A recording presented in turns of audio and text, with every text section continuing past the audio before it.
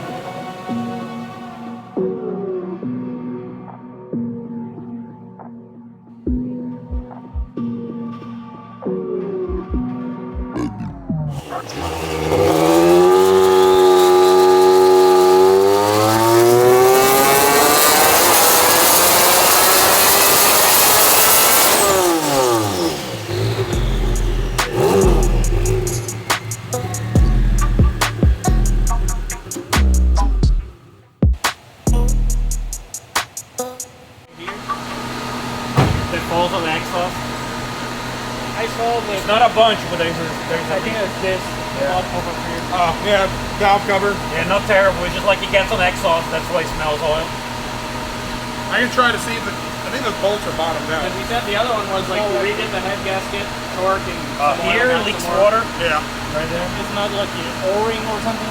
Yeah, they have rubber grommets, but I think the batch of rubber grommets that I bought are not the same height because the bolt bottomed out before. Yeah. Let's pull the plugs out and put them on the plug caddy there, numbered, so I can. How much is that, bud? It's supposed to be 25. Can you imagine doing that car 35 pounds on a home? It did push through the clutch for a second. Yeah. Yeah, you hear it. On the torque. The big torque. That's pretty fast.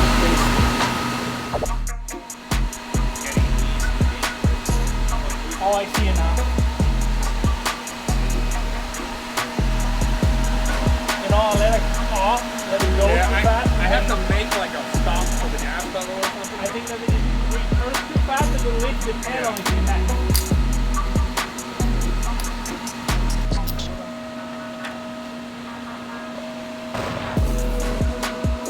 Yeah, but it made what everything they want to make like a 6300. You can stretch it out. It's like, yeah, that's too quick. And it run it quick. Yeah, it caught it quick considering it started running away. I was surprised that the clutch Yeah, grabbed. there. Oh, see you there. See you there. Okay. Okay. I was surprised that it caught it after it ran away.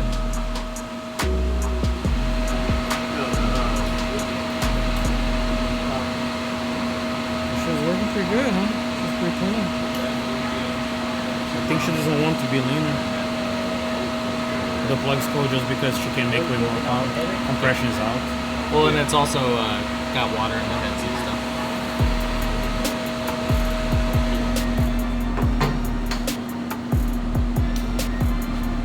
Oh, it's a cable to the fuel plug. Yeah, I screwed myself on packaging because when I built the car, I was so determined that I wanted to move the engine forward as far as I could, and then lower it. And when I moved everything forward, it made packaging on a lot of things really crappy up here because you want all the weight as far forward. So then, like when we redid the header, like getting it between that and the intercooler was a pain in the ass. And then I wanted to put the mechanical fuel pump on the back of the sump. Sure. But there was no room, so it's like, oh well, I got to do cable driven. And then I learned today that apparently I need to buy like 2 backup cables.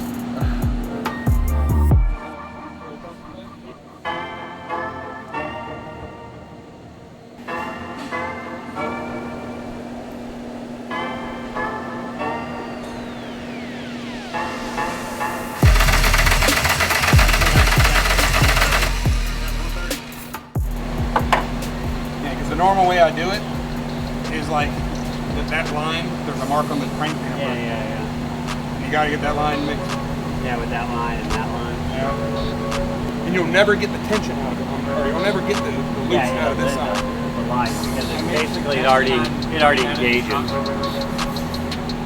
Yeah, well, yeah. Well, I have one right there, but this can just normally, I was following instructions from the dry sump company. Yeah, no, I'm just thinking like Oh, it's going there. the thing that would make me nervous is under the tires. Yeah, I agree.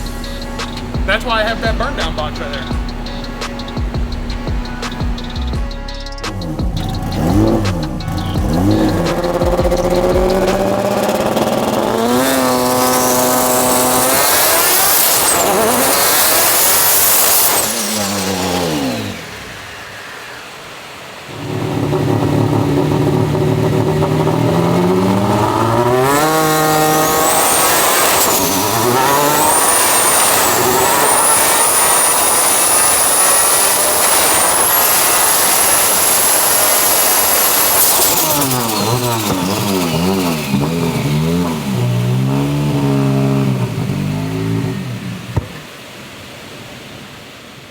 The Blue Turd.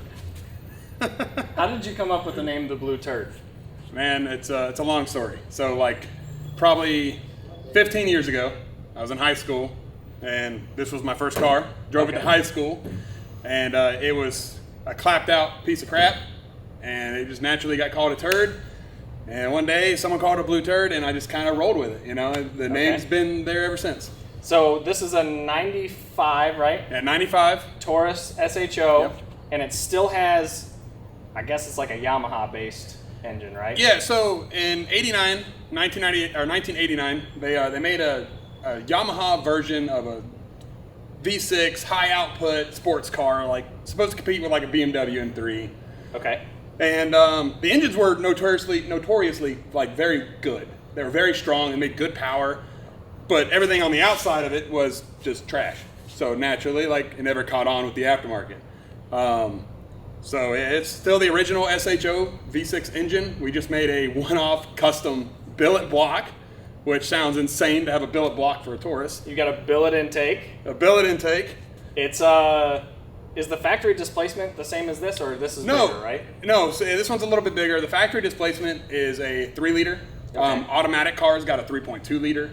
I raced this car for years with a 3.2 liter block out of an automatic car. And then 2.5 years ago, we took that step and went billet. Okay, so this is a 3.5 liter, right? 3.5 liter. So, and it's a factory crankshaft, I think I heard you say that. Factory crankshaft. Factory crankshaft, billet block, billet intake, 12 injectors, Methanol, big turbo hanging outside of the front bumper. nice precision 7685. 1,125 horsepower. On relatively low boost. Yeah, it was like 35 like pounds. 35 pounds. I mean, we're tickling it. This thing, yeah, we're just barely tickling it. It's going to be nasty. We did encounter a couple, I'll call it like new car blues things. Not that the car's new, but it's new setup. Right? Oh, totally new. Yeah. So, it happened twice. We had the cams move around on us a couple times and timing belt things and stuff. But I would say for like a clean slate, just came up with this new engine program kind of thing. We're in good shape, right? Yeah. For that to be the only thing that we ran into, it's quite amazing. I mean, most people, I'm sure as well as I do, you run into the new car blues and it takes you months to get to the point where we are. And I mean, I'm going to say it's FuelTech, man. I'm totally going to say it because after having struggled on my old setup with a different engine management, I don't understand how it works so easy.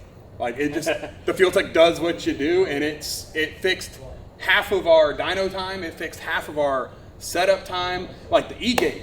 I mean, I just have to use this for an example. This car uses the nice Turbo Smart E-Gate, and if you were on a traditional pneumatic setup or a CO2 setup, you may spend 2, 3, 4 pulls on a dyno. Trying to figure out the ratio of how much CO2 to whatever boost and that kind of thing. Yeah. We had no setup. I mean, it was like, how much boost do you want to make? 20. Okay, I'll give you 20. Yep. And how much wear and tear we saved on the motor, because things like this are wear items. Yeah, there is a little bit of setup involved with E-Gate stuff. There's like a base position table, and that basically, if you want to think of it, for you guys out there that tune your own cars and stuff, it's kind of like a fuel map, right? So you need to tell the injectors what to do, and then if you miss a little bit, the closed loop can kind of hone it in one way or the other way. Same thing with the base position table. We tell the wastegate how much it should be open, and then if other variables change, it can fix it one way or the other way. And it makes it so like, okay, I want 25 pounds, boom, 25 pounds. I want 40 pounds. And it just does it. And you're actually asking for manifold pressure. Yeah. So now you're not thinking oh, I need like 65 pounds of CO2 to do this and all that. It kind of gets rid of all that mental gymnastics stuff and just ask for what you want. So a couple other unique things about the car. You said this thing has a 110-inch wheelbase. 110-inch wheelbase. So for a front-wheel drive platform, that's pretty long. Yeah, I believe most of the Honda stuff, unless they modify the wheelbase. Well, I think even modified, they're 107. Okay. So the rule is we get to stretch them 3 inches. So I think I may be wrong on my numbers, but I know it's close to about 107 stretched. This one comes with a 107 factory. Okay. So we stretch it to 110, and hopefully that wheelbase gives us a little bit of advantage in the extreme front-wheel drive class. Yeah, I think this thing is going to be an absolute monster. Like one thing that I know that dyno doesn't show it or whatever, but This thing makes a bunch of torque for this kind of a setup. Having that much low end grunt and the fact that it kind of just holds torque flat for so long, this thing is going to be an absolute monster. The struggle for you is going to be figuring out how do you stick that. How do you make the tire hold it? You know, I think getting it down the track might be, even though you're not going to be able to get all of it to the track. There's going to be a lot of power management. Mm-hmm. But in my opinion, having such a flat torque curve would make the tune-up a little bit more predictable. Yeah. You know, if you're making this amount of torque at this RPM and this amount of torque at this RPM, and it's different, you know, your tuning window is a lot smaller. Mm. This one, I think, once we get it to go down, I think it'll go down pretty easy. Yeah, in a way, this kind of acts similar to like a supercharged car. Like if you think of like a roots blown or a screw blower, like pro mod car, or like for the guys that are more into like the more relatable vehicles, like a GT500 with like a TVS or something like that on it. It's like a plateau. Yeah, just the higher you rev it, it just keeps making the same power. Right. It never peaks. It just keeps going. So what that allows you to do is have a really predictable power management strategy that you can then basically just shift up and down and get the car to speed up and slow down how you want it to, provided all the rest of the stuff. All the other variables are the same, yeah. But all right, man, I had an awesome time on the dyno today. I did not think I was going to be making almost 1,200 horsepower with a 6-cylinder Ford Taurus SHO from back in the day. I don't think anybody did. But we did it, and I know that it's got more on tap. We stopped for the day because we found some issues with timing belt stuff, which we already came up with some mad scientist ideas on how to fix it. Go back to your garage and break out the welders and the cutters and the cutters and all that kind of stuff and make it happen. And then I think you're going to go to one of your goals is like World Cup, right? Yeah, definitely want to race World Cup. That's a big bucket list thing of mine, and it's not just to race. There's one thing in my head has always been like, if I'm going to race with the baddest, I want to feel like I'm the baddest there. Yeah. And so I don't plan on being a duck in the field. And so we're going to make World Cup, and when it makes World Cup, you know, the class should be on notice because they'll be like, oh shit, you know, he's here. Yeah. He must have something figured out. And then what other races, I guess, are you kind of planning to go to? So the nearest race is going to be FL2K in October. I have a ticket. We got a couple months. So as long as within this couple months we can figure out this timing belt issue, maybe even we'll probably come back here. Okay. Throw it on the dyno, make sure that this timing belt issue is resolved. You know, throw a little bit more boost at it. You know, again. You don't have to ask me twice to put more boost on something. I'm the person that says, well, how much boost was that? And I say, yes. The up arrow manipulator.